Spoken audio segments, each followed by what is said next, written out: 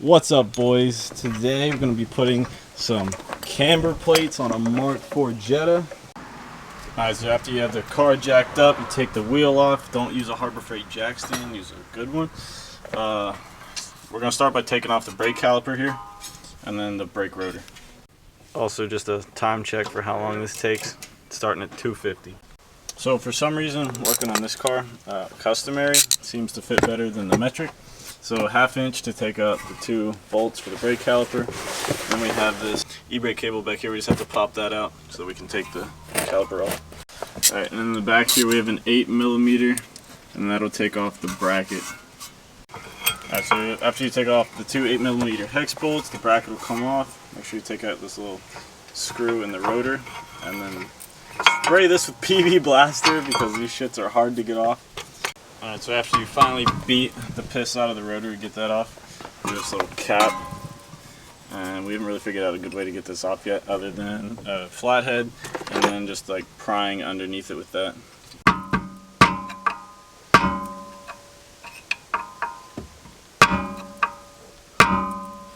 What you should do is soak these bolts in behind here. There's going to be 4 of them.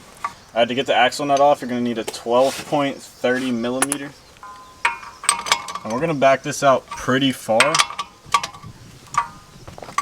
because when we put our puller in here, we have to get enough clearance between this little like fin guy and this bolt so we can get a wrench in there. Alright, so you can see now after we use the puller, we have enough space in here to get a wrench in there and crack these. They are going to be tight, they're going to be annoying. So again, with the customary wrenches, we have a 5/8 for this one. Just seems to fit better than the 16.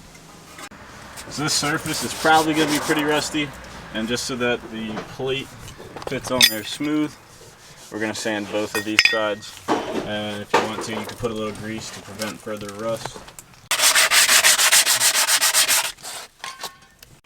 So we're actually using some used ones that we picked up.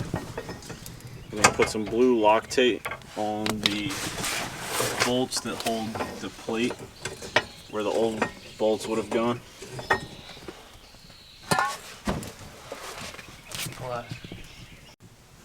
One more thing to note, 3 of these are going to be indented because they would make contact with the back of this. This one doesn't have an indent, so it's going to stick out. Don't worry, it doesn't matter, it clears the dust shield and everything. If you're someone that uses torque specs, those bolts we just put in, they're at 45, and then the bolts that are going to go in here are at 50. Since we are using used ones, we went to Lowe's, picked up some hardware. These are M10 by 125. From using PB to get the rotor off, we got a bit of grease on it, so we're just going to do some parts cleaning before we install it again. If you got the rotor on and the set screw in place, we'll start by putting on the brake caliper bracket.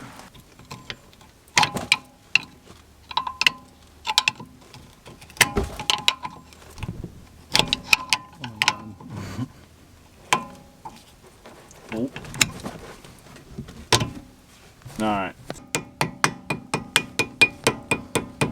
Got a time check in here. It's only 4:07 and we left for 15 minutes because our friend got stuck. So it doesn't take that long.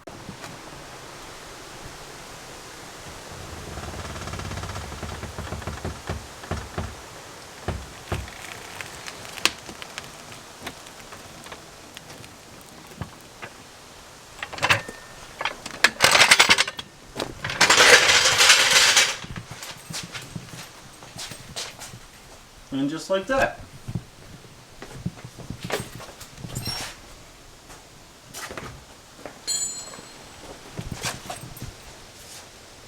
Stance boy. That's better. Thanks for watching. Like, comment, subscribe for more how-tos. We out.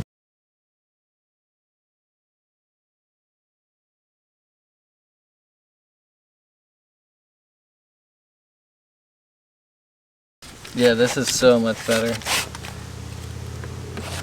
Note to anyone out there, It's rubbing right there, but when your car isn't wrecked, if it's... Should we show them the other side? yeah.